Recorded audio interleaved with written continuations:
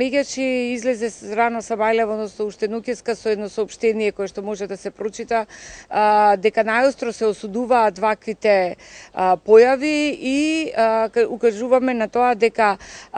една констатација дека во затајување на позитивните аспекти на семејството, односно родителството, поточно кај родителите и воспитувањето на нивните деца, немањето на време да се посвета на семејството и растењето на децата, од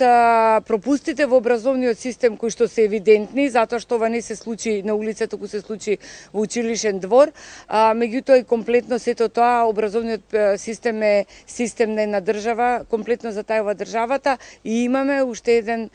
показател дека децата во Македонија се повеќе тонат, односно дека не се само изложени на опасности децата на улица, децата од ранливите групи, дека децата во едно основно училиште, каде што би требало да се безбедни,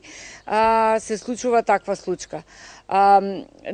Од многу сежно, многу далеку сежно е негативното влијание на овој настан. Пред се да се види агресијата кај тие две девојчиња, од што е поттикната и кој ја поттикнува. И ако има само казнена прекорски мерки на тие две девојчиња, не значи дека и ако не се работи во една позитивна насока, дека нема да го повтора делото. Сега да се свртиме кон жртвата. Какви се последиците на тоа девојче жртва? Значи, покри физички, психичките трауми кои што имаат далекосежни последици на незиниот развој, утре нема да сака да оди во училиште, потоа ќе биде страв да излезе на улица, потоа ќе биде на некој начин обележен од врсниците. А знаете какви се децата, се помалку и сурови.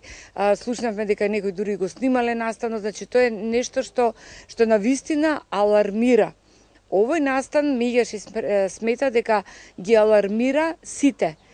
почнувајќи на родителите и семејство како основна клетка, меѓутоа и до образовните институции да се види. Ние очекуваме да излезе со соопштение Министерството за образование и Државниот просветен инспекторат да поведе постапка за тоа, затоа што да се видат зошто тие деца во училиште, зарем немало дежурни наставници, зарем немало оделенски наставници, класни раководители, зарем немало некој во училишниот двор што ќе притрча, што ќе помогне на тоа дете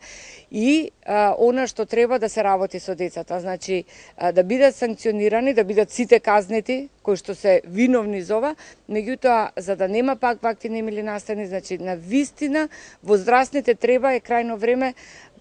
значи алармот со црвено звоно звони дека мора да се поведе сметка децата да не бидат изложени на разновидни опасности.